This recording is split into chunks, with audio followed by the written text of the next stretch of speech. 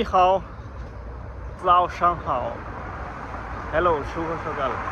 নি হাও মা, নি হাও মা, তুমি কেমন আছো?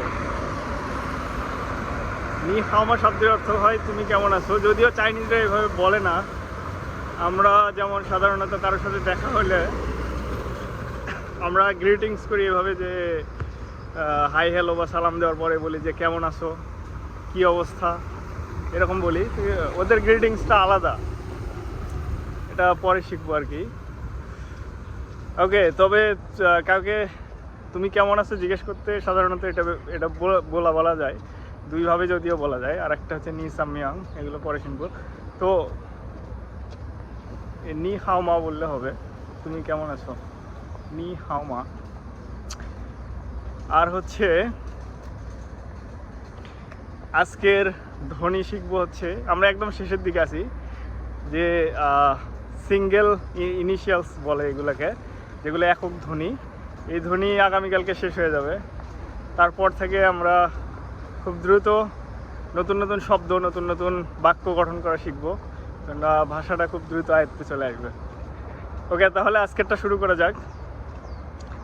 আজকে শিখবো হচ্ছে ডি, টি, এল এবং এন। এগুলোর উচ্চারণ মোটামুটি ইংরেজির মতোই, পার্থক্য নাই বললেই চলে, অনেক সহজ আর কি। প্রথমে ডি আসি, ডির সাথে আমরা এ লাগাই যদি, তাহলে হচ্ছে তা, তা, তা। তর মতো অনেকটা উচ্চারণ। তর সাথে আ লাগাইছি, তাহলে তা, তা উচ্চারণ হচ্ছে। গতকাল আমরা গতদিন আমরা শিখছিলাম তা। তা মানে কি বলছিলাম? বড়। তা, তা মানে বড়। থাই তালা, থাই তালা, থাই তালা শব্দের অর্থ হচ্ছে অনেক বড়। কোনো কিছু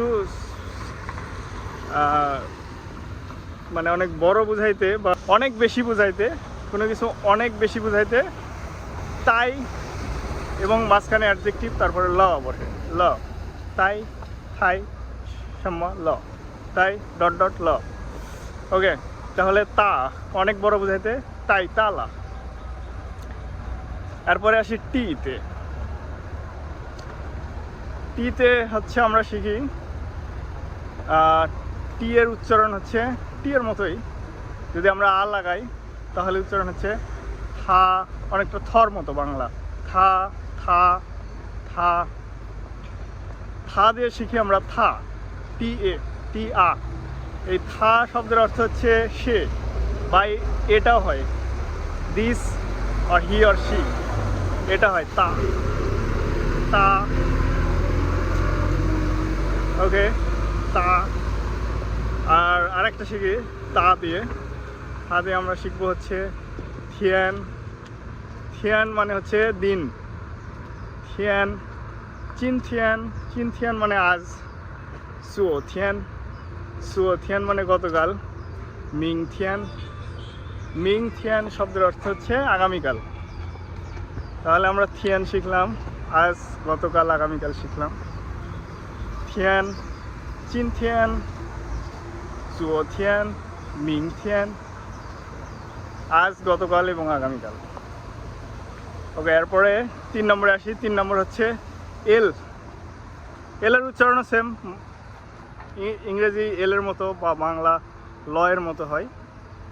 আমরা এল দিয়ে এই যে থাই, থাই তালা শিখলাম।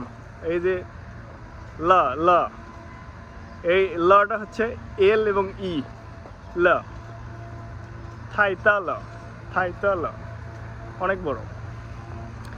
ল দিয়ে আমরা শিখি হচ্ছে লং। লং শব্দের অর্থ হচ্ছে ঠান্ডা। লং, থাই লং ল, অনেক ঠান্ডা। থাই লং ল, লং, লং। ওকে, এবার আসি শেষেরটায়। শেষেরটা হচ্ছে এন। এনের উচ্চারণ ইংরেজি এনের মতোই, বাংলা দন্তন্যর মতো উচ্চারণ হয়। তাহলে আমরা এন দিয়ে একটা শব্দ শিখছিলাম, মনে আছে? কতদিন গরুর মাংসের কথা বলছিলাম, কি বলছিলাম? নিউরো, নিউ মানে গরু, new new new neuro, neuro গরুর মাংস। ওকে, তাহলে আজকে এ পর্যন্তই চাইনিজ ক্লাস। আর গতকাল আমি দিতে পারি নাই, গতকালকে সকালে অনেক ব্যস্ত ছিলাম, দৌড়াদৌড়ি করলাম, তারপরে আসে আবার রেডি টেডি হয়ে অফিসে গেলাম, দেরি হয়ে গেছিলো। আর রাতে সন্ধ্যায় অফিস শেষ করে আমার বস আমাকে আবার বললো যে চলো আমরা আজকে ঘুরতে বের হই। রাতের বেলা ব্যাক করতে করতে প্রায় 11টা পার হয়ে গেছিলো আর কি। যাই হোক, আজ থেকে আবার কন্টিনিউ থাকবে ইনশাল্লাহ। আর আগামীকাল আমরা এই সিঙ্গেল ইনিশিয়াল একক ব্যঞ্জন ধ্বনিগুলো শেষ করবো ইনশাল্লাহ।